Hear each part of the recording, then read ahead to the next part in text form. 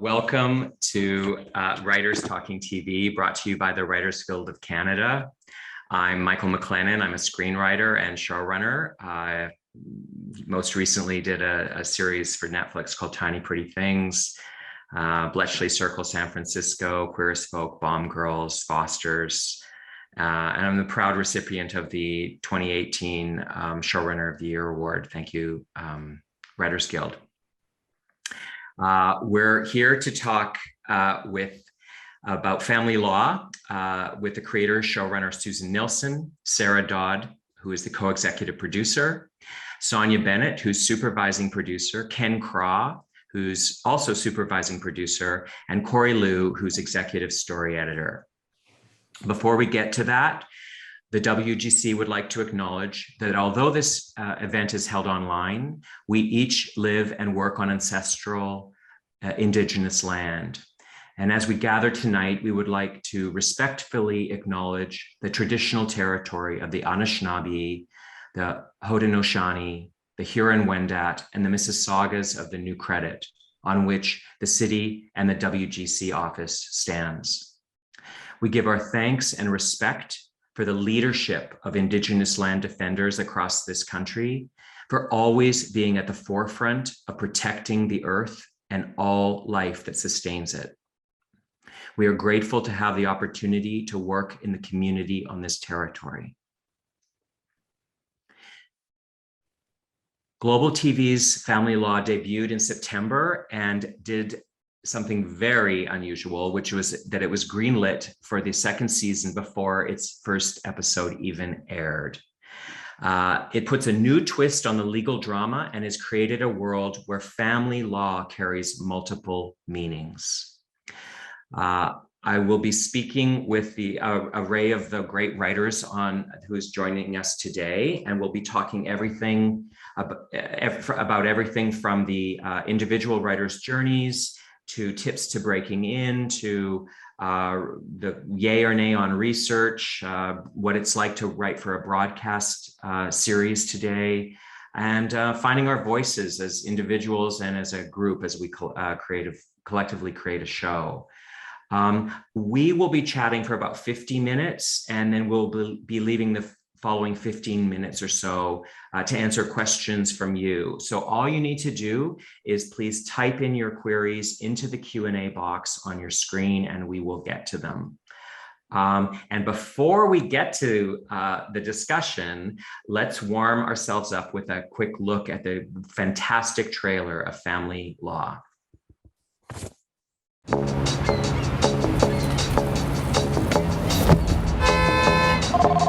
Abigail Bianchi. Where the hell are you? Our case starts in 10 minutes. And now you're... Sorry, losing you. The clerk paid your lawyer twice. If she isn't here in 2 minutes, I'm dismissed. I'm here. Sorry, I'm late.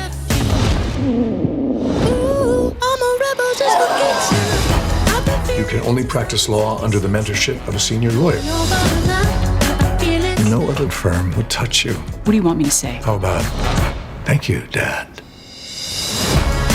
Harriet was prolific. 3 kids from 3 different mothers. You're a psychologist, is that right? Grades weren't good enough to get into law school. You will take on only menial tasks. You will be prompt, respectful, and you will be sober. I'd also like you to start working with your brother as his junior. What? That is truly a dreadful idea. I want to take my mom to court. I need to emancipate from my parents. You've ruined my marriage! Ow! This is my case. You don't know family law. A monkey could do family law. I didn't think she'd be such a colossal bitch. She's a ticking time bomb, and if she goes off around us, it will be collateral damage. Your drinking took over our marriage. There will be no extra time with the kids. All I want is for our family to be back together. Are you drinking again? Go to hell. So you made a mistake. You'll get through this. You're a fighter like your mother.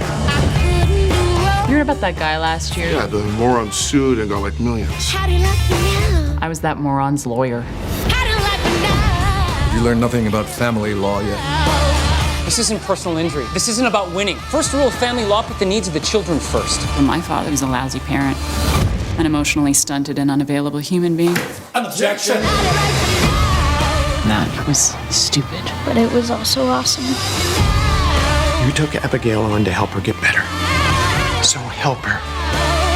The exception of your blatant disregard for my authority, good work.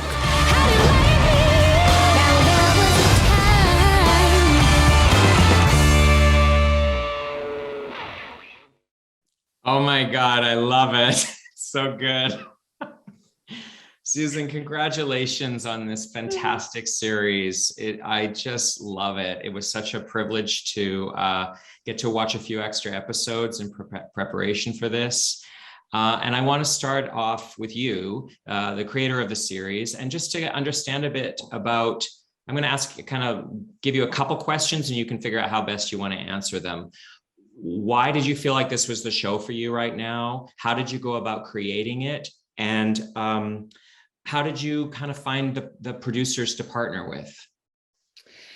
Okay, great. Yeah, I can roll all of those into one. I have to tell you, I don't know about the other writers, but we saw a version of that trailer a long time ago, and I hadn't seen the updated version. Oh, I was thinking the same thing. I was also going, wow, because the first you're version, like, wow, this is a good, what's, oh, this is, we made it. Wow, I think I'm going to watch this show. Oh yeah. Well, yeah, I mean, the genesis of this show actually goes back quite a ways. And I like to tell this story particularly to writers, only because I think it's a very hopeful story as well. Many years ago, I did a show out here called Robson Arms, a half-hour comedy. And that ended in 2007. And from that point forward, I was, like many of us, trying to develop new shows, trying to get other shows off the ground, and not having a lot of success, well, not having any success, sometimes getting something into development. I remember one producer finally telling me, basically, look, Susan, nobody in Canada is picking up what you're putting down, basically. And I think, this person wasn't wrong. I think I was writing a lot of quirky, funny, very character driven. And of course, we want all of our TV to be character driven, but I needed something else. And so in about 2012, I think, some of you may remember this. CBC was looking for, at that point, I believe it was like an 8 p.m. hour-long family drama co-viewing show. And I thought, okay, it seems to me that what seems to be being picked up in Canada and being made are procedurals. Cop shows are going to be too dark for me and my sensibility. Hospital shows, that feels like way too much research and I'm too lazy. But what about, and then there's a lot of law I wouldn't be able to tackle, but I wonder if maybe I could tackle family law. Because it's all about family and my own family background somewhat mirrors Abby's family background in that I didn't meet my father until I was a teenager. At the same time, I met my half brother and my half sister for the first time from his one subsequent marriage, not two. I think that part of that story for me has informed a lot of what I've done in my life. And so I started to think about this woman who has been estranged from her father for years and years and years, and has to start working for him at his law firm. So that was where the idea came from. I got it into development at the CBC at the time. That went on for about 2 years, and then they didn't move forward with it. And in fact, they didn't move forward with that whole 8 p.m. time slot. So that was that. And then I'll answer your third question second, because I had originally partnered with 724 out of Calgary Jordy Randall and Tom Cox. And really the reason Heartland, Wild Roses, yeah. Winona Earp, Jan. Yeah. And I had always liked them. I had done a little bit of writing for Heartland early on. So I had approached them with the project, and I had actually approached somebody else in Vancouver first, but that was the producer who told me nobody was picking up what I was putting down. So I moved on from that. So in 2018, Jordy phoned me and he said, we've never given up on this idea. We've always liked it, and we think we see another opportunity. So we pitched it to Chorus at Banff in 2018. And from that point forward, suddenly the ball just started rolling. They put us into development with a couple more scripts. At that point, I was working with Ken, and we brought Corey Liu on board. And Corey was brand new to me. And I think we wrote a couple more scripts. And then out of that, they gave us a whole pile more development money, and I was able to compile an amazing team of writers, all of whom came with their own crazy family stories. And we were greenlit late in 2019. Yeah. And shot for 2 weeks in February, March, and then got shut down for 4 months for COVID. Yeah, you were a trailblazer in that respect, in that you were one of the first back in Vancouver, I happen to know. And so let's just summarize those dates, Susan. So you first conceived of the show when? Yeah, in 2012, and it went into production in 2020. So the moral of that story is simply that, this industry can be you can despair a lot, right? And I thought I was out of this industry, honestly. I mean, I was writing my young adult novels. I was happy. I really thought this side of my career was over. And it's sometimes, especially when you're a woman of a certain age, you can feel like, nobody's ever going to touch you again.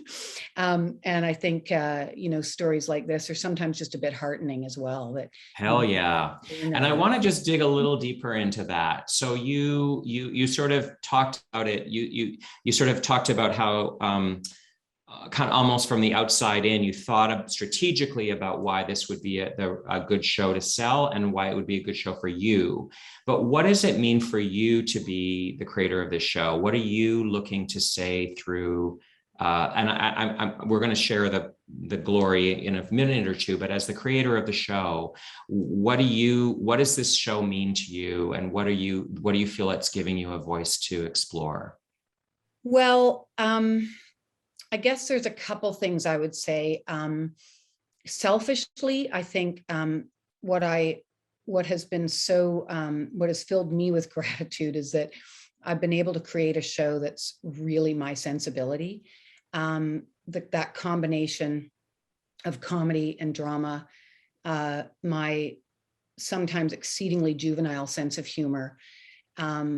Nobody's challenged me on that. They've actually let me, kind of keep it the way it is. And I've been so grateful for that. And then I think in terms of storytelling, yes, the procedural element was a bit shrewd on my part. But I love how we can mirror what's going on with the family in all of the cases. I love that we're trying to tell, I hope, very universal stories. Everybody has a dysfunctional family in some form or another. I like to say that, if you think you don't have one, you just haven't found the skeletons in your closet yet. And, honestly, I'm not somebody who's ever going to create anything particularly dark. So I do love that this show has, a sense of hope and optimism and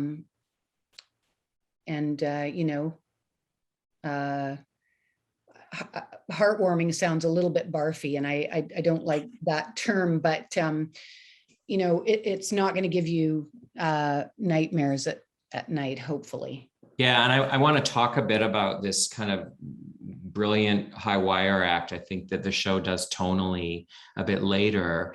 Before I kind of throw to some of the other writers, I'm just kind of curious how you built your team. What were you looking for? How did you know when you had the right person? I should say that, everyone on this, we're about to hear from 4 of the 5 writers, Damon Vinali being the 5th. But I'm just kind of curious, Susan, if you can just talk about what turns your head as a showrunner when you're thinking about hiring somebody, and what that process was like, if you just talk about that briefly. Sure. Well, I mean, Ken had been with me from the very get-go. Ken was the story editor, right, Ken? My first gig in the scripted side, yeah, story editor on Rob Snarves. Yes. And then when we started in 2012, I believe you came on board as story editor. I had so much commitment to this show that I went and got a divorce in between that time and now. From a lawyer. Thank you, Susan, or you're welcome, Susan. I did, yes. I said, Ken, there's something I need you to do if you want to continue with this show. You don't mind, do you? And he actually didn't mind. That was the thing. So Ken had been with me from the very beginning. And so I just, we just had that, I suppose, trust, and he knew the tone of the show, et cetera. Ken told me about Corey because we were looking for somebody at that point to take notes, and just be be a junior voice in the room. And Corey had just graduated from the Pacific Screenwriting Program out here. So for any viewers today who are out here, Pacific Screenwriting Program, really great program because people pay attention, much like the Canadian Film Centre in Toronto. Well, Corey, you said that I met you for coffee with Ken, and do you want to tell them what happened at the end of that meeting? No, what happened at the end of that meeting? I'm curious too about the story. Well, you said that I just said, yeah, okay, you're hired. Like I just kind of. Oh, right. Yeah, pretty much. Okay, sure. Come on along. I liked his energy, and then Corey just kind of very, very quickly, it became very obvious that he was going to be an incredible asset. And I mean, I can talk more about that later too. Sure. But Corey became a real contributor very quickly. Right. So you started to build the team. That was the sort of the first bench was Ken and Corey. And then you brought in at a certain point, Sarah and Sonja. Yes. And I guess what I'm just trying to drill down into is like, what was turning your head? What was the thing that pulled people to you and made you feel like they were the right person for you? Yes. So with Sarah, she likes to tell the story that I actually emailed her about another very experienced writer. And do you want to? Reached out with an email asking my discreet opinion about a really talented writer. And I said, she's fantastic. You should absolutely work with her. But I am available. And what I was looking for at that point, Michael, I was looking for very specific things, right? And what I needed, I'm not an expert in procedural, like not at all. And I was not only told by everybody, I also knew it myself. I needed somebody who was very strong with procedural. And when Sarah said that she was available, she was, immediately put on the interview list. But I would say the other thing that really drew me to Sarah, and I would say the same was absolutely true of Damon, who was with us in season 1, and Sonja, is that they all had incredible family stories. And they all very much connected with the material. And, you know, with Sonja, for example, and of course you're reading everybody's samples, et cetera. And I just knew Sonja's voice and sensibility and humor would also be a great asset. And then I was also, I know that Sarah will take this the way it's intended, because Sarah had worked on a lot of perhaps darker shows. And so people told me, you know, she may not bring the comedy, but she absolutely knows, procedural, and she's a great writer. And Sarah brought the comedy. I just think it's because it's that thing where you're only known for what you've done before, and people make the assumptions. And yeah, well, it's an amazing alchemy, clearly, as is reflected on the screen. Corey, I want to go to you next. Thank you, Susan. I want to go to you, and as the sort of the most junior member of the writing team, and just hear a little bit about your journey and how you got here, and what do you think from your point of view? Clearly, the Pacific Screenwriting Program was a major kind of marker for you, and in terms of also the kind of credibility it gave you within the community in Vancouver. But what do you think you needed to do to be ready to be hired on this show? And, knowing that it's among your first credits, I'm just kind of, and to speak to the many writers who are invisible to us right now, but we hope to God that we're not just talking to amongst the six of us. What advice, maybe 3 or 4 pieces of advice that you might give to emerging writers who are looking to enjoy a similar journey to the one that you've accomplished? Okay. Okay, there was a lot there. A lot of really great questions. So first, my journey. Well, actually, even before I did the Pacific Screenwriters Program, about like 5 years before that, I did another program. It was with the WGC, and it was called the Bell Media Diverse Screenwriters Program. So basically, they noticed that a lot of writers' rooms weren't very diverse, and they set out to try and pull some voices in, solve some of the systemic problems in the industry in 5 years, and then I think they shut the program down. But so I did that program, and it was really great. From there, I got an internship onto a YA show. Like at the time, my dream was always to write for like young adults. Was to write for cartoons. I was really into Justice League when I was a kid. I really wanted to write action animated shows. And then, so then I got my first job with DHX. A friend and colleague, Carly Denure, recommended me for the job. I was mostly a script coordinator. And then I got a few scripts along the way. Once in a while, like the thing with animation is you really do work contract to contract. It's like with anything else in the industry, but I think the contracts were a lot shorter. And there was just a point where I was getting gigs, but not enough to like keep me from twiddling my thumbs for like the greater part of the year. So I was like, well, one other thing that I've always wanted to do was write novels. This writer, Susin Nielsen, wrote YA novels, and she also writes for TV. Maybe I could be like that. And I always tell Susan the story, and she doesn't believe. I can tell that she doesn't believe that this is true. But I wanted to go to UBC for they had like this a master's in creative writing for children. And I was like, if I could just go there, maybe she could be my supervisor. And they didn't pair me with her. They paired me with someone else who was also great. But anyway, so I was a part of that program. And I was like, I'm just going to dedicate this time to writing this novel. And then there is this program called the Pacific Screenwriters Program that they had just started that in Vancouver. And so I applied the same day of the deadline.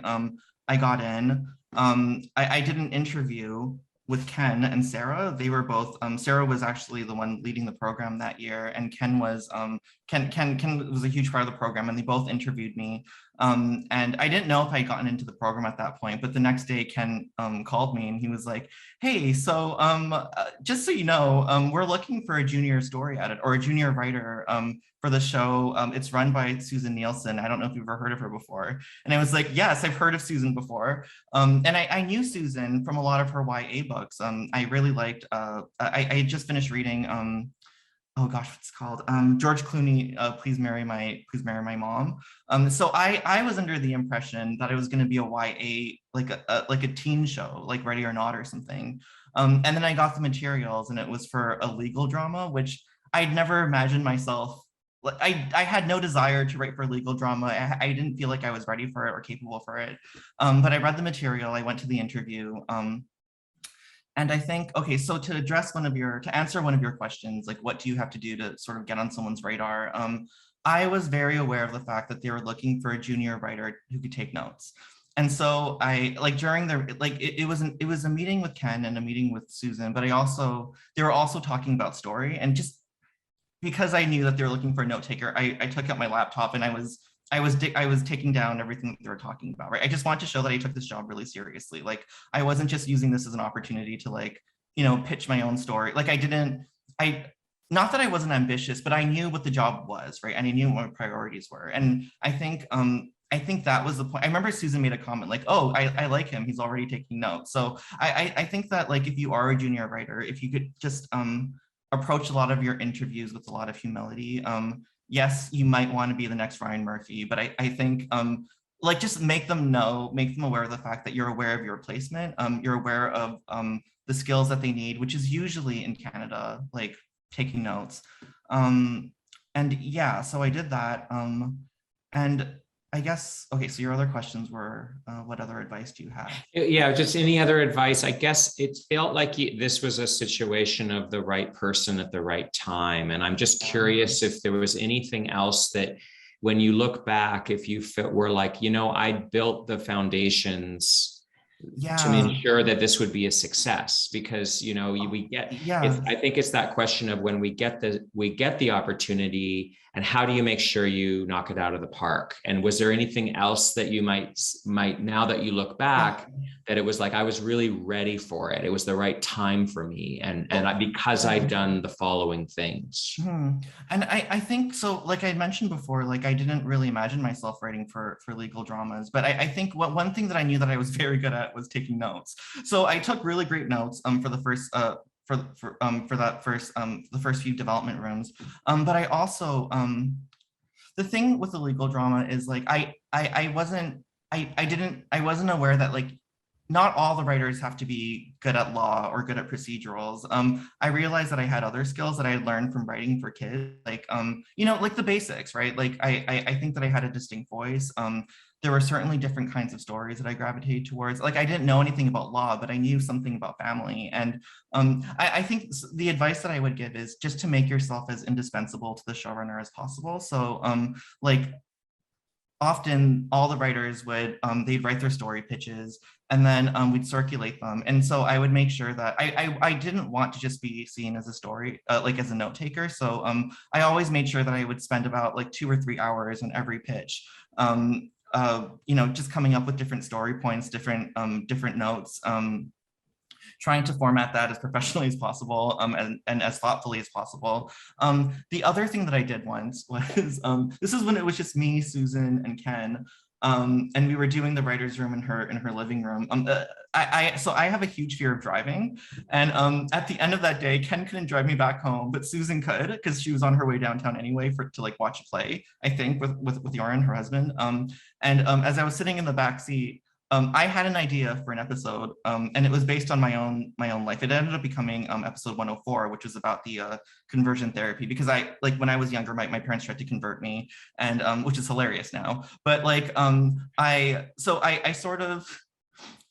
told her a little bit about that story, and I was like, wouldn't it be interesting if there was a character who wanted to emancipate? Like, is there like a case out of that? And like Susan knew what I was doing. Like I wasn't just talking about my family. I was, I was pitching a story, and she was like, yeah, that would be an interesting story. So I think like just like make yourself as indispensable as you can. realize that you're in the room to take notes and make that your first job. But then also any opportunity that you can, like if the writers trust you with their script or with their pitches or whatever, like read them, really care about them, come up with ideas for them. And yeah, just always think about, like, even when you're not on the clock, just think about the job, right? Just think about the show and other stories. Because thank you, Corey. That's fantastic advice. Thank you. And I want to circle back to episode 4 with you and Sonja in a minute or two. But thank you for that. And let's move to Sonja. Many of us, Sonja, myself being chief among them, think of you as a brilliant actor. And if you don't believe it, wait for episode, I think it's 108, which broke my heart, especially there's a late scene that you do. I just have to fan boy there. You just cracked my heart open, as you always did when we worked together.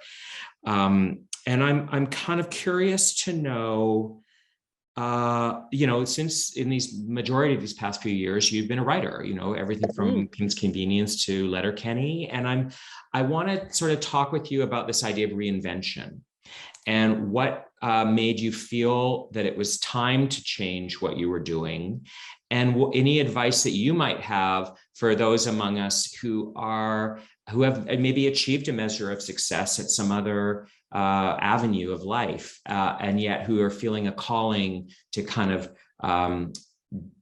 go back to the joists and rebuild it again as a screenwriter. So can you talk a bit about that journey? Yeah, absolutely. To be fair, my writing career started by me writing a movie to have a vehicle for myself to reinvigorate my acting career. And the movie was made. This being Preggoland. Preggoland, yes, brilliant, hilarious. I'll never forget the. Never mind. I don't want to spoil it for anybody. Because all those people that are just about to go see it now. Yeah. Anyway, brilliant film. Anyway, it didn't launch my career to the point that I wanted to have a future where I got to do juicy things.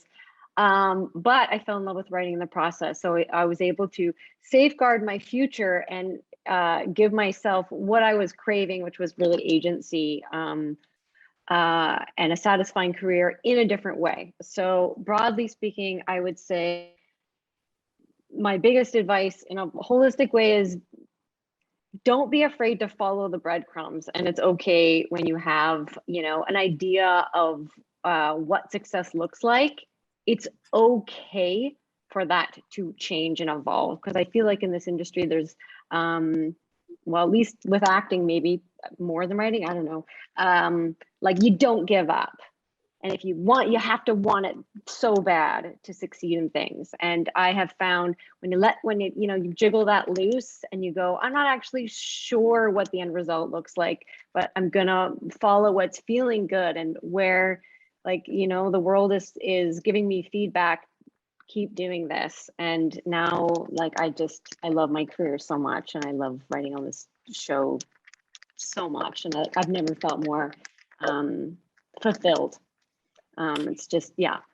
Well, it's an interesting thing when you talk about agency, because of course, as I imagine it, as an actor, you really only get to practice your craft when somebody else lets you, essentially. I mean, you can audition or you can take classes, but when you actually are sort of,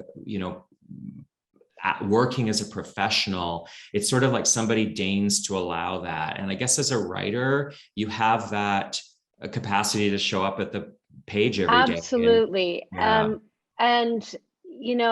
I often tell other actors that are feeling unfulfilled, as soon as I decided to start writing, it was from the time I started writing a lot to when I got into my first writer's room was probably 7 years. But I felt like I won as soon as I started writing, because as soon as I got up and I'm like, gonna have my coffee and whatever the goal was, at the beginning, I could probably write for 30 minutes before I'd be like, I'm just tapped out. And, I built stamina, but as soon as I could shape my own days and set my own goals, my quality of life and my happiness just like shot through the roof. And do you now that, and we'll talk about the writer's room as a kind of vibe and an entity in a bit, but do you feel like when you see what you bring to the table, and I guess these days it's a virtual table, but you know, when you see what you bring to the table, do you feel like, how would you define what it is to be a writer who came up as an actor? Does that make sense? It does. Yeah. I don't feel that way. Like I don't, to me, the skill sets have, I guess, a lot of overlap. So maybe there is practice in going, what does a character want? What's their ops? Like just as soon as you get an audition, just those basic things. What does my character want? What's the obstacle? What are the tactics they're using to get their obstacle? Making sure that there's a variety of tactics to keep it interesting.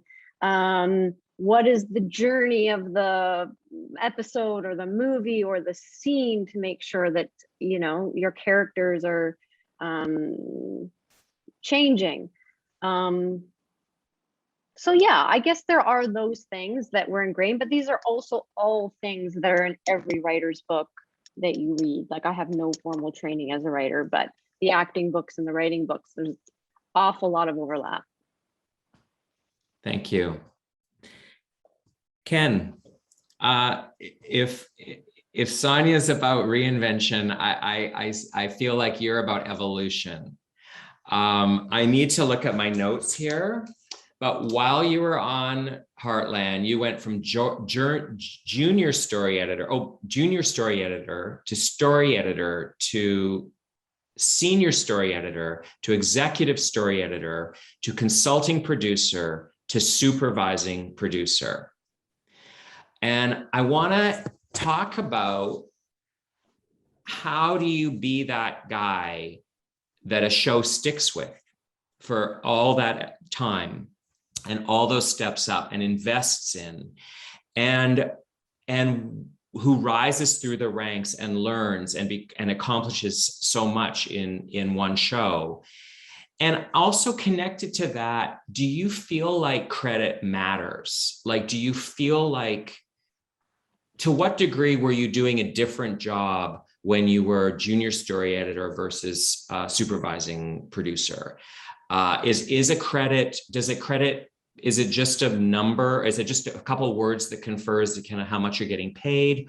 Or do you feel like it actually means something different for us as we sort of work our way up through the journey?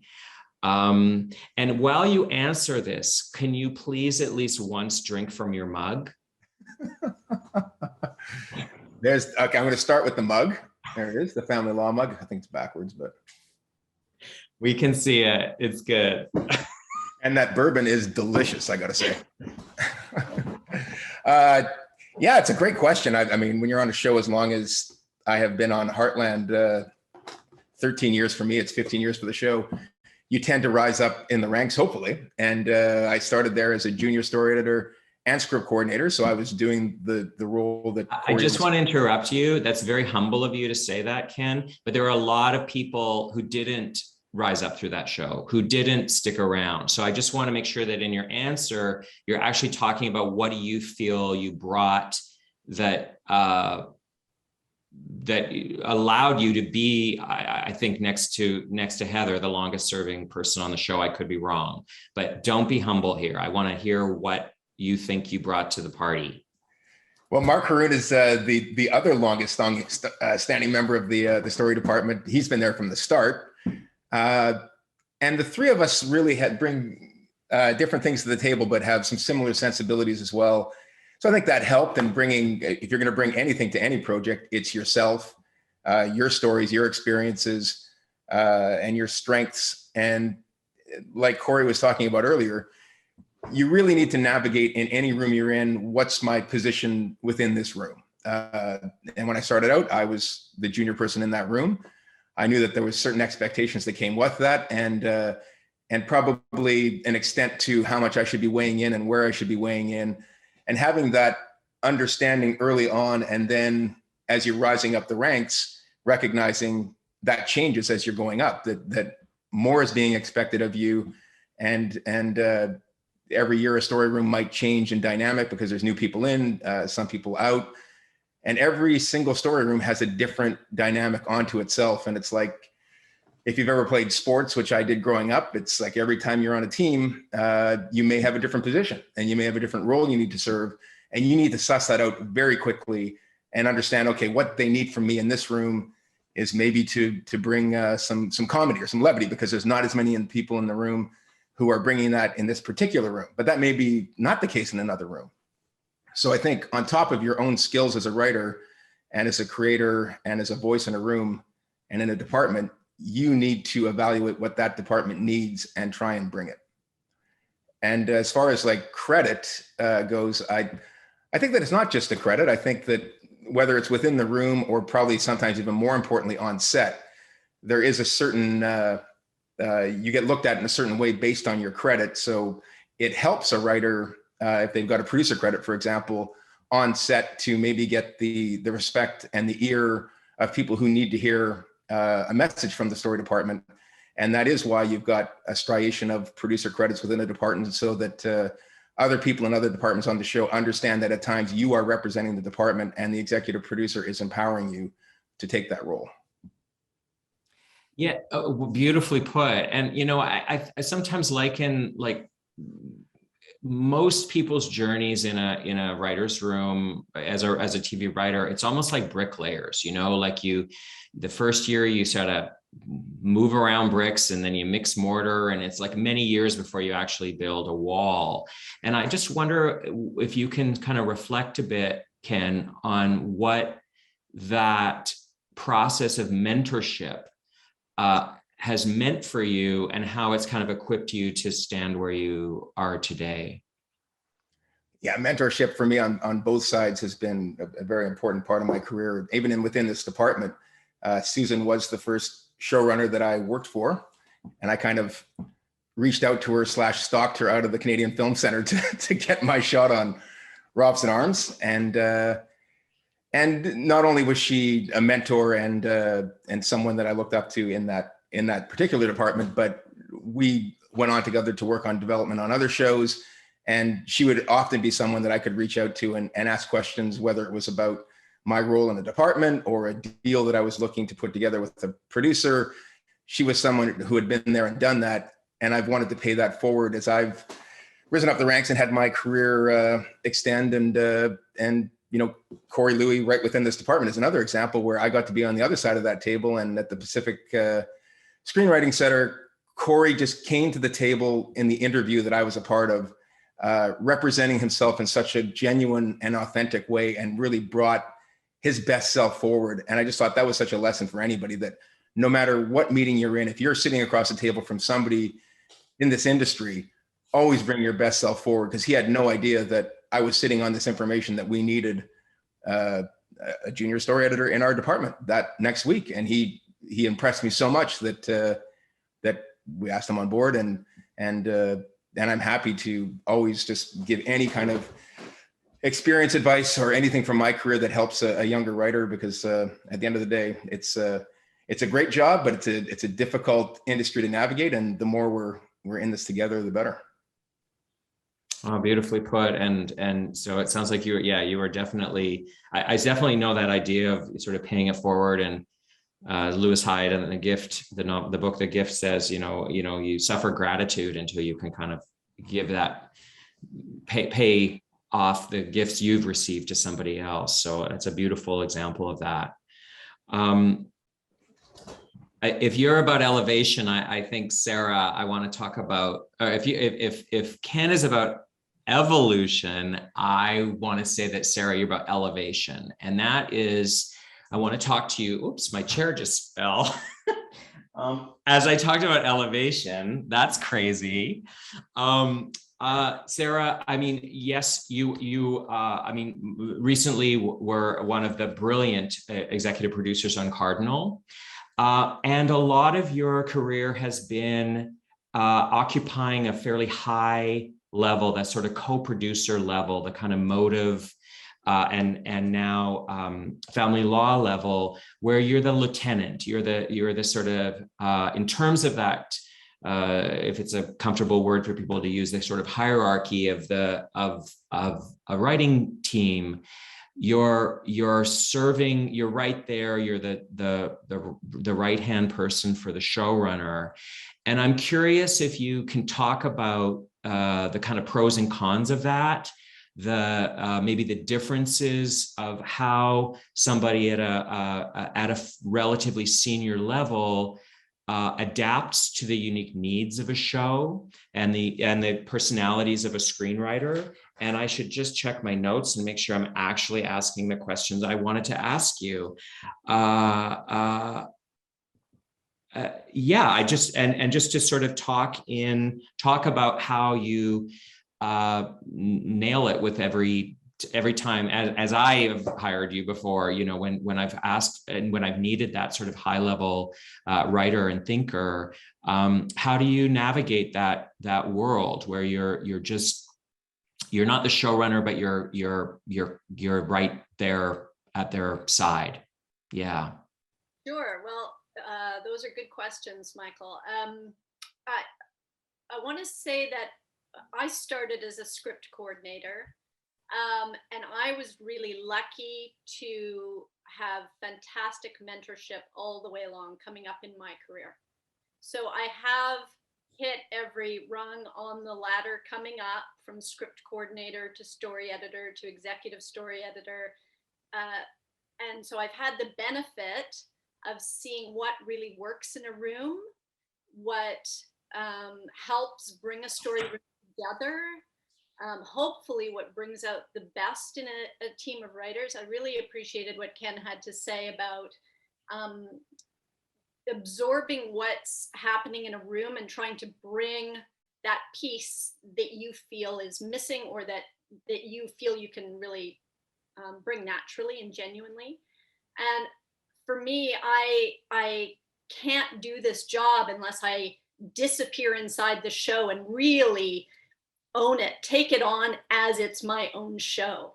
And I love this show so much. I feel it is our show. And that's down to Susan as well, because she has fostered that feeling from the very beginning.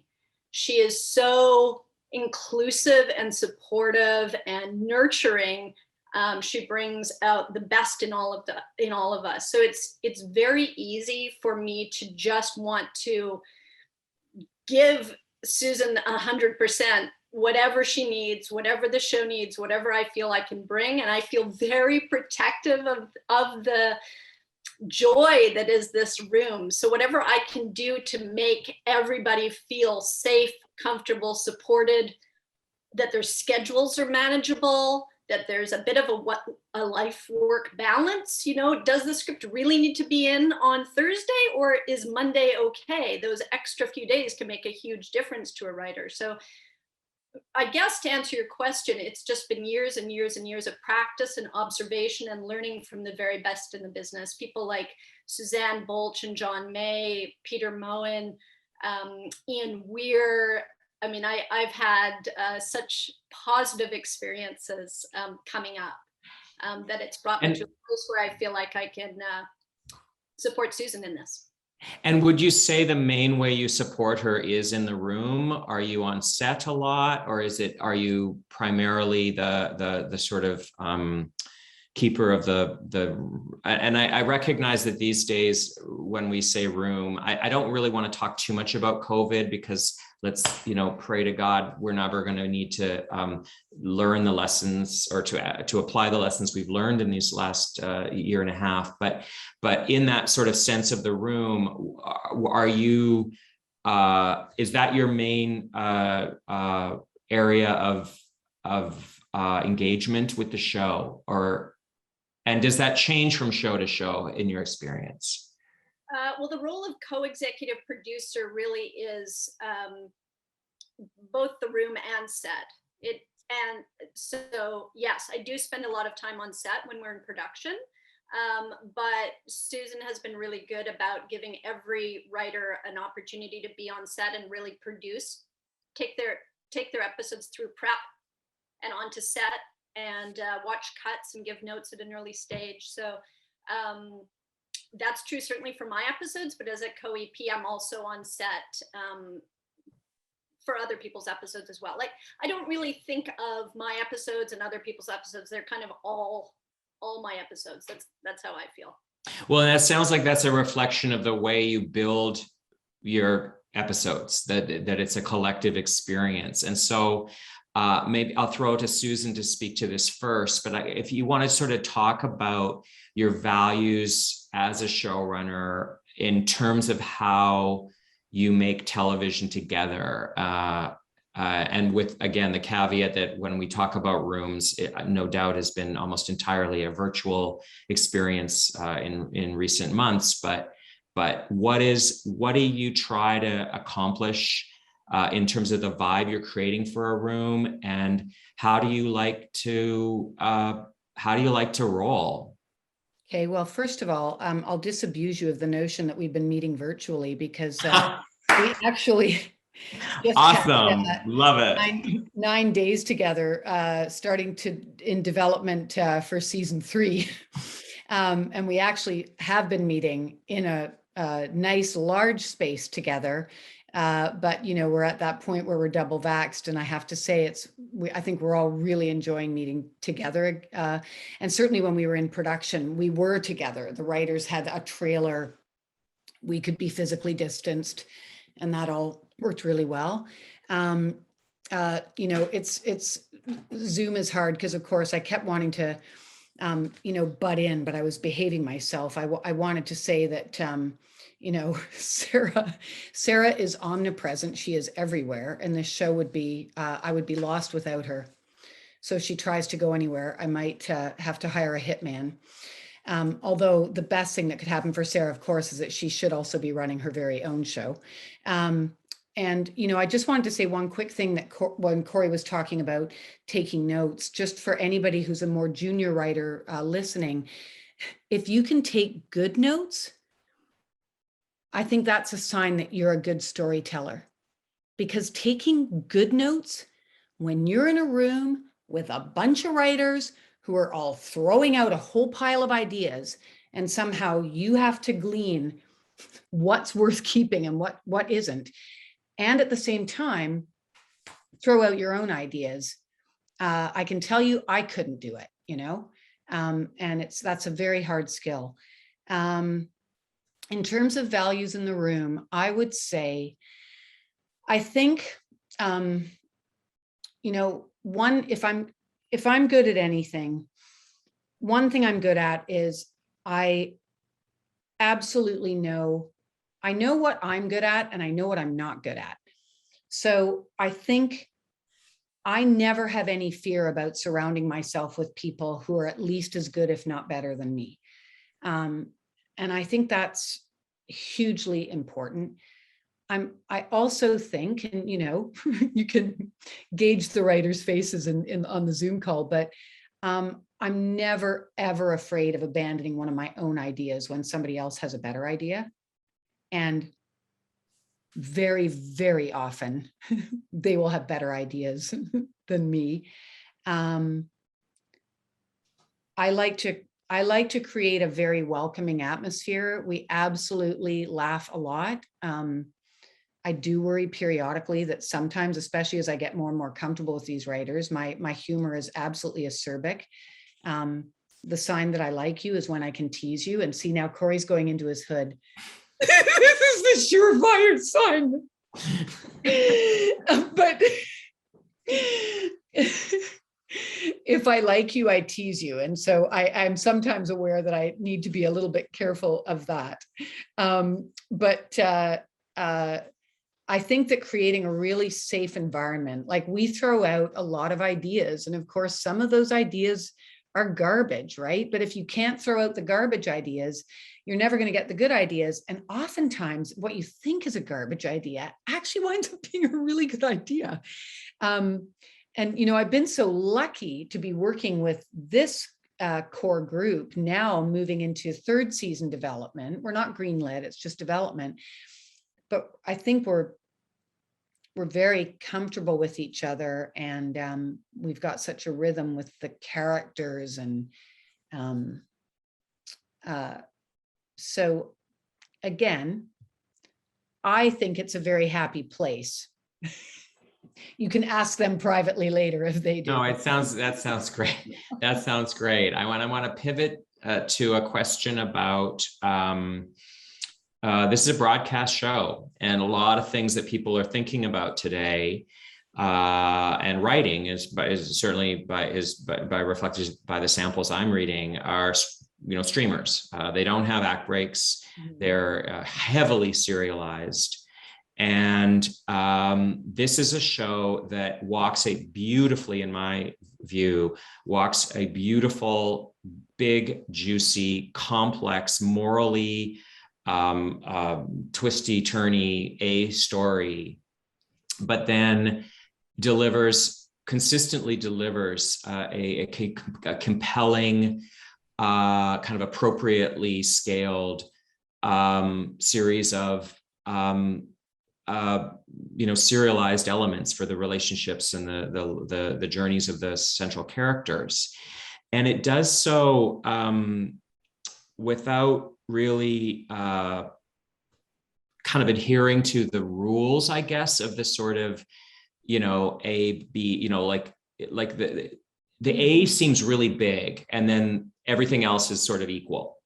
And I'm kind of curious to open up to the group for those as just a reminder that the world still is turning with broadcast television. How should people be, thinking about that? So much of what we watch today, just as television makers, we generally sit around and watch our Amazons and our Netflixes, and we're not maybe paying attention to these shows that are still, trenchant and successful and damn good, that are kind of adhering to a different rule of thumb. So it's kind of a vague question, and it's not really pointed to anybody, but I want to kind of celebrate the fact that you're achieving excellence within a specific form. And what would you say to those of us who need reminder that that's a world to pursue, and what you need to know to do it well? Oh boy. I think that good storytelling is good storytelling. And I don't know about anybody else, but there are times when I write a pilot that I am thinking of a streamer and not a conventional network. And I put the acts in when I'm writing, and then I remove them afterwards, because I think it's important to have that structure of a script that whether or not the commercial breaks are there, you're always having rising. I'm the same. I'm absolutely the same. Yeah. Sorry to interrupt, but yeah, amen on that. But did you think about things? How do you make an hour of broadcast television? And is there any way that it's different from a streamer? Oh. And we can move on if nobody's got anything. Well, I'm going to let somebody else answer that, because I don't think I've ever, written anything that was specifically for a streamer. Okay. We certainly never talk about that. Like we know what our show is because Susan created a show that had a very deliberate voice and style and tone to it. And I think if anything, we look to adhere to that as opposed to what we think is meant for a conventional network or a streamer, because it's going to end up on a streamer at some point without commercials, and they are going to run back to back. So there will be people who will watch this show in a binge-worthy way as opposed to watching it once a week on network. So I think that's what we always think is what makes a great episode. How does this season fit together as a package? And how do we adhere to Susan's voice, style, and tone that she set out to make the show with? Go ahead, Sarah.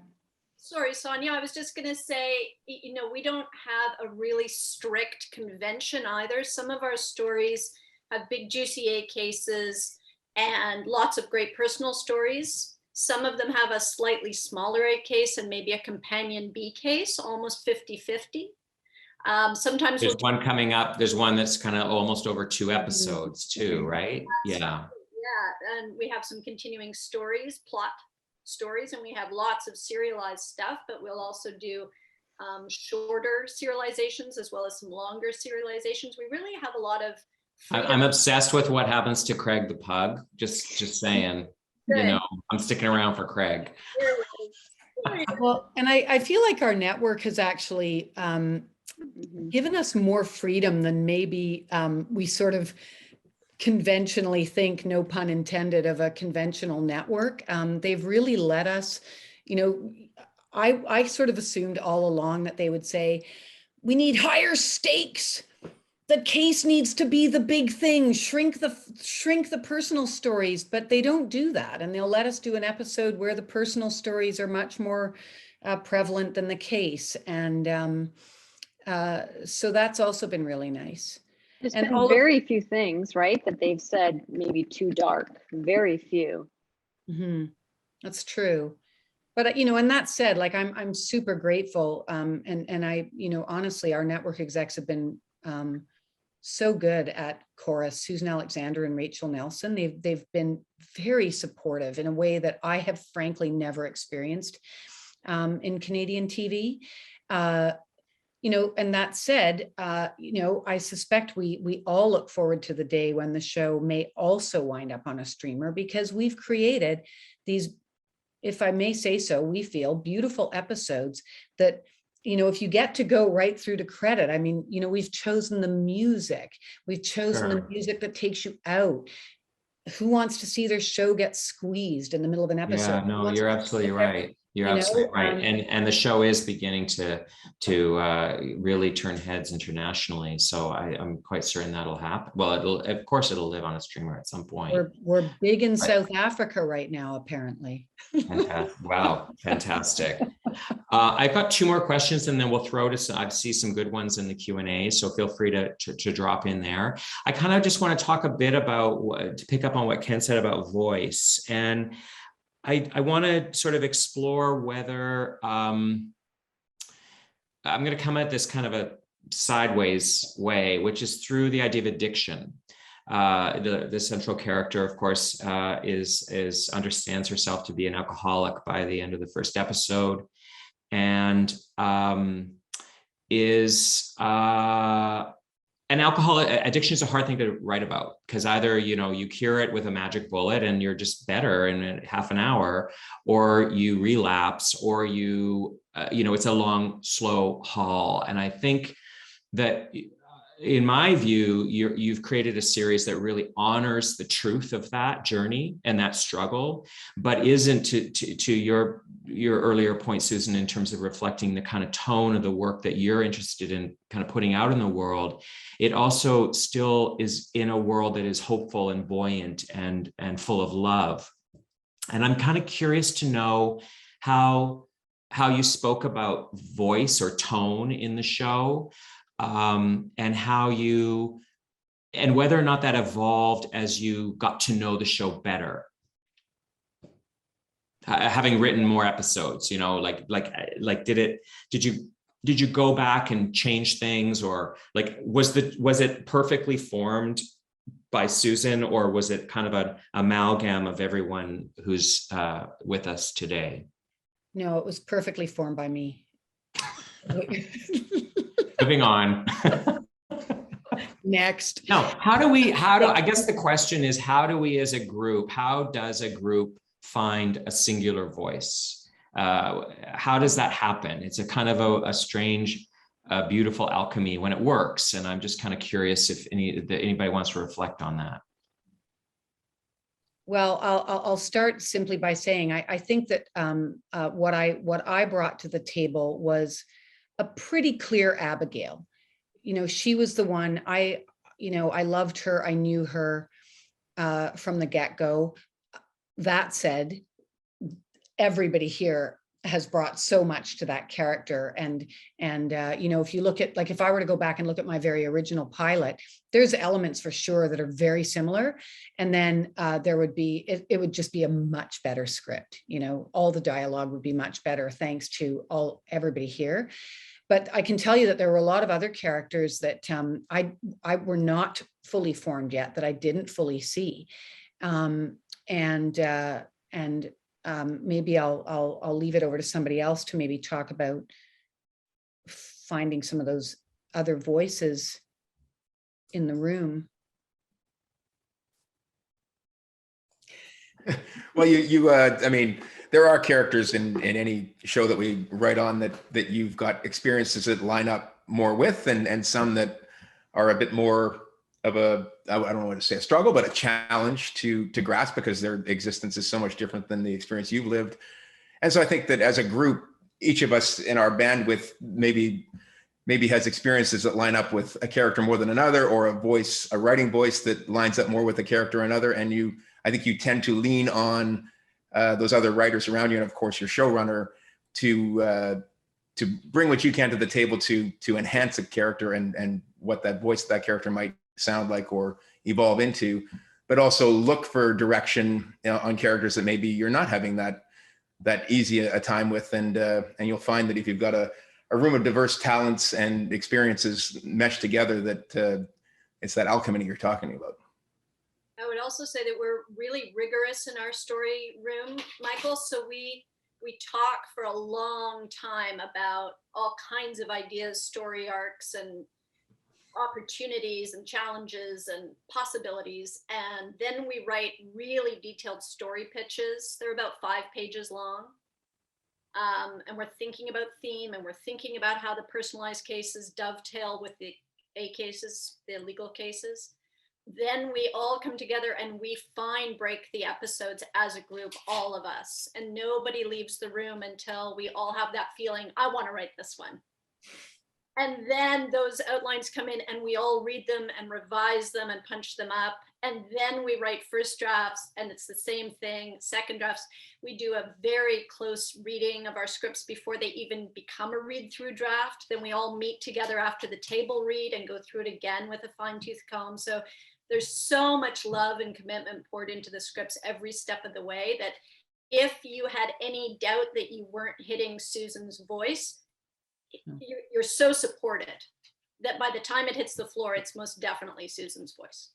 And the beautiful thing about that, I having experienced a similar kind of credo in writers' rooms, is that we all get to feel, whether our name is on the front page of that script or not, we all feel a kind of equal enthusiasm and investment, and that's a little piece of me there. And on so many shows I've done where I can't even remember which ones I sort of quote unquote wrote, because I love them all, and it means you never sort of face the blank page, really, because you have a team. And it means that, of course, as you say, like when there's trouble afoot or challenges, you have the support of a good, healthy room.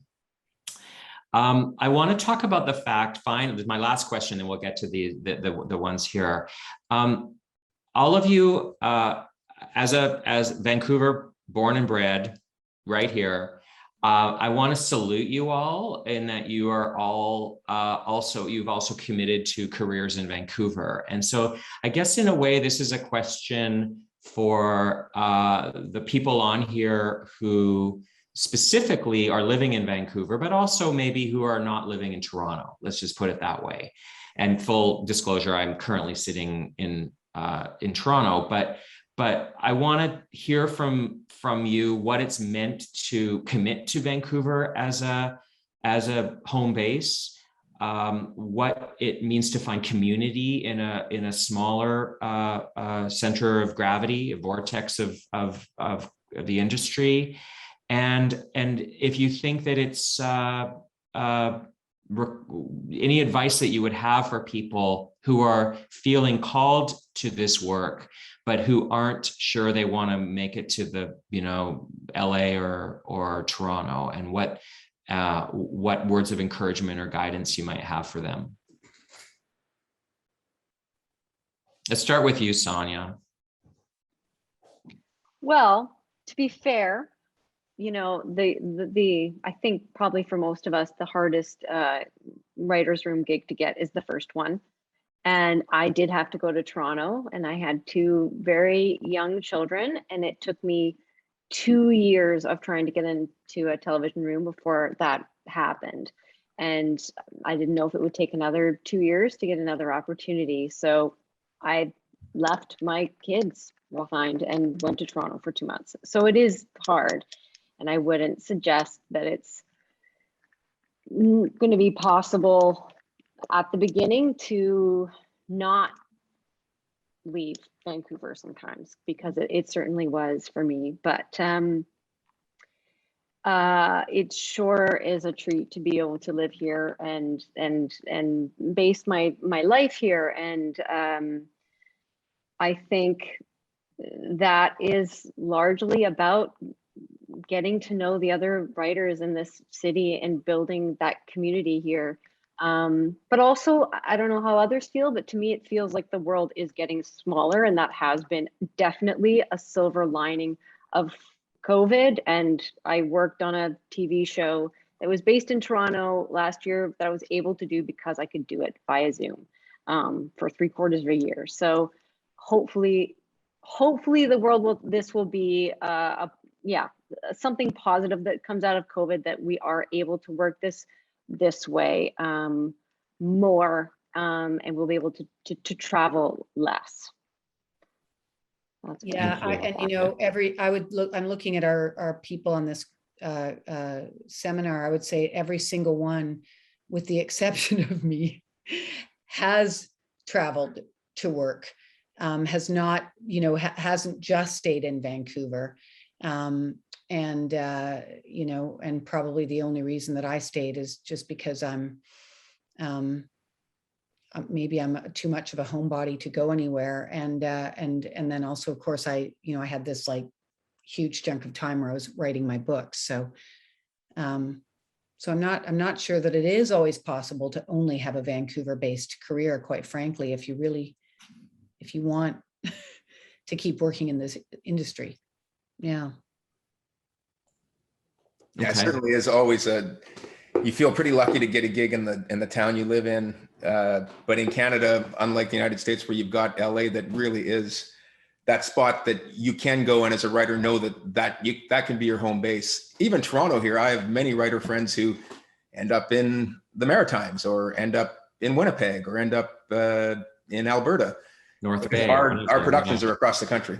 So yeah. It just is a reality of being a Canadian writer that, of course, you want to try and stay close to where your family and home and network is, but we do have to look at the reality of it. And sometimes you need to go live somewhere for 3 months and so it's possible to work in Vancouver, but be open to other, unless you're Susin Nielsen, be open to other places. No, and that's great. Well, I think one of the great kind of stories to tell about this series is that some of Vancouver's greatest screenwriters are not only kind of working together, but they're working in Vancouver about a show about Vancouver. And I really salute that. I want to pivot to a good question around the question of research that's come in by Michael. And the specific thing that Michael is asking about is sort of when were lawyers consulted and involved in the sort of creation of the procedural aspects of the show? Was this at a development, very sort of rough development level, or was it sort of later once things were being sort of hashed out? And I kind of want to amplify the question a bit to just talk about the general question of research. You have, this is a show with a trans character. This is a show with an alcoholic. At what point to what degree is research important for the kind of creation of the show, and when is it best employed? Well, I could start with that. Certainly, from the very inception, I did have a family law consultant as I was developing the pilot, and now we have a family lawyer consultant, a judge consultant, a psychologist consultant, and what we do tend to do now, we joke a lot in the room because none of us have law backgrounds, so. Sonja and I, when we get into law jargon, we'll say buy low, sell high, because we realize we have no idea what we're talking about. So we try to come up with the stories that we want to tell. We do a lot of our own reading, a lot of our own podcast listening. We're constantly sending each other articles from the New Yorker, from the New York Times, from the Guardian. And we'll kind of try to craft what we would like to happen. Then we bring in our fabulous law consultant, Stephanie Fabro, and we'll say, okay, Stephanie, so here's what we want to do.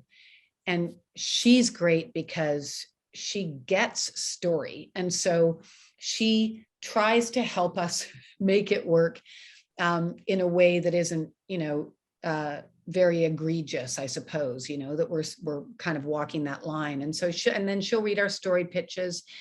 We don't torment her with outlines because, I don't like reading outlines. And then she reads our later drafts as well and gives us a lot of notes. And then in terms of specific research, certainly with specific stories, we have had episodes, like, probably none I can comment on at the moment, but where we're very careful to hire consultants. And I think the other important thing too is that we approach all of our characters with a lot of compassion. And I think that's important too. That has nothing to do with research though. Anyway, I know there's a lot of good questions in this chat thing. Well, thank you for that, Susan. Let's bang out some of these questions here. Sonja and Ken have to answer the last one. We'll get to that. That's great. Firstly, let's just do pop questions here. A new university screenwriting graduate, how do you find jobs? Where do you go? Second last. Well, I would for sure recommend, sorry, sir. I would for sure recommend looking into programs for junior writers. So I know this is about a question for people who have graduated, and how do they find out where jobs are happening? Well, yeah. So in terms of programs, I think like a lot of, like, for instance, for script coordinating jobs, you don't really hear about them on LinkedIn or, through like official channels like that. You always hear them from word of mouth, people who work in the industry. So by program, I don't mean like film programs, but like programs like the CFC, for instance, or the Pacific Screenwriters Program.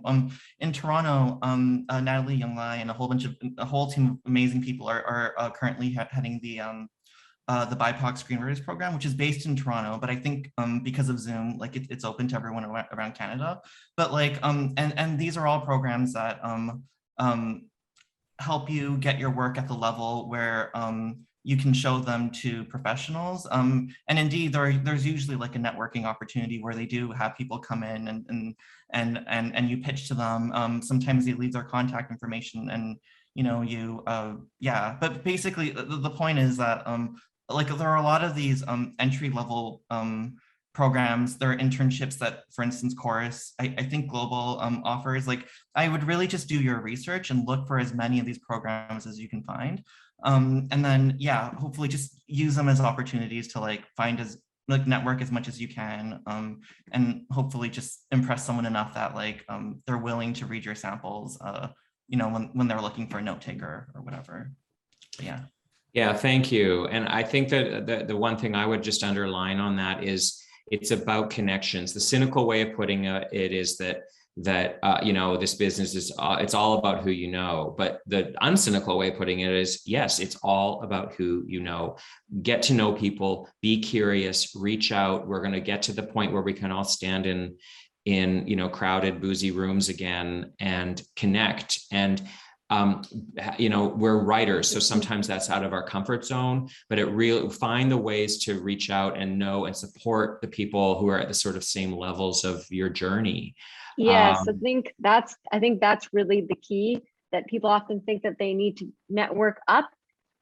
Find your peers, because these are the people that are going to be your allies. They're going to be your collaborators. And when you can move up together and, you don't always need to reach way up high, but reach across. Beautifully put. I Take love those that. programs, like get into the PSP, get into the CFC. That's how I met Ken. He was at the CFC. I went in to talk to them. That's how I was introduced to Corey, because you immediately have a little bit of, cachet is perhaps the wrong word, but there's a legitimacy. Yeah, Absolutely. Absolutely. And the practical side of it is when you're in a program like that, there are people who must read you, must get to know you. You are in a position where work and yourself is being put forward to all of the decision makers in the industry over a short period of time. And we have just a comment from Leandro Matos that he's actually currently in the BIPOC Showrunner Bootcamp, and he thinks it's amazing. So thank you for that, Leandro. Question from Emily around, and I'm just going to jump in and I'm going to answer this quick, and then other people chime in. Is it just because of the interest of time here? Is it possible to work both as a television director and as a television writer? Is it necessary to quote, surrender one for the other? Generally speaking, I think it's different in film. In film, you can be the writer of your own movie and direct it. But generally speaking, they're very different crafts. Just literally the way you're hired is very different. And generally speaking, at the early stages of a career, they're parallel but not overlapping paths. The exception being that if you're a showrunner who aspires to direct, at some point in the success of the show, you maybe have the opportunity to. Anybody else want to add anything to that? No. Great. Okay. Then we are going to talk about. I'm going to say that one for last because it's a good question. Question from Leandro just about showrunners opening to considering immigrant writers. Well, I would just say with a giant caveat that unless a writer in Canada is legally allowed to work here as a landed immigrant or a green card or an immigrant who now holds Canadian citizenship, is very difficult just for the business reasons and the tax incentive reasons. But let's talk just briefly about whether the question is sort of whether showrunners are interested in immigrant writers, and I guess from writers, voices from other places. Anybody want to kind of chime in on that? Well, I mean, I could say that's a huge yes. And actually, Leandro, what's interesting, we're actually in the process of, we want to hire somebody who unfortunately at the moment does not have her permanent resident status. And so, as Michael was saying, unfortunately, that's the piece of the puzzle that she will need. And then, but we're very hopeful that she'll get that reasonably soon. But then once that happens, I mean, I would say it's a resounding yes. I think people are hungry to hear from, a real diversity of experience and all the rest. Thank you, Susan. Final question from anonymous attendee here. And it's just sort of a general thing about that we've all experienced kind of family law-ish stuff ourselves. And if you guys want to reflect on yourselves to the degree to which you've drawn on your own experiences or those close to you when it comes to those kind of chapters of family life. And if so, have you as writers found this cathartic? Well, we have to thank a lot of my contributions to the show, thank you, Michael, because you introduced me to the man that became my husband, that is now my ex-husband. So from the whole family. Oh my God, I am totally, I thought I was red Michael before, MacLennan. Now I'm really red. Yes, and those beautiful children, neither of whom you named after me. I just want to say, sorry. Yeah, you should have. That's an example of life journey there. A lot. We draw on, I think, all of us on our own lives in all kinds of different ways. A lot. Also on our other people we know's lives. So be careful what you tell us. Yeah, Thank you, guys. I went through the system. My ex-wife is a lawyer, so that helped actually. That I actually saw the working life of a female lawyer, which is part of my background that helped in this. And then going through the system with her, there are moments where a situation will come up in our story room about some element of the family court system, and I've been there, and I've been in that room, and I know what the judge says here, and I know what the other side says, and that I'd rather not have to have gone through those experiences to be able to contribute on that level, but certainly it helps you to draw from those experiences. And I think that's a sign of a good show, really, when you've created an arena or a set of themes that just spark conversation within the writing room every day. That exciting feeling of, oh my gosh, I just read this thing, or I just had this experience, or I want to share a reflection. That if we're doing that in a writer's room, we can be damn sure that it's speaking to something that's trenchant and urgent and necessary in the world. And I think that this show does that beautifully. It does it with such a light touch. Every episode moves me. It has a moral fearlessness, I think, in terms of the kinds of dimension and dilemmas that it's exploring. And I think it's teed up to run a very long ride. And so thank you so much, guys, for sharing a little bit of yourselves with the team today. I'll just close by reminding us that this has been a program of Writers Talking TV presented by the Writers Guild of Canada, and that this will be available far and wide on the WGC YouTube channel. So please share that, with people, or, relive your favorite moments. We'll put together a blooper reel. There'll be, a nice montage at the end of, the best moments.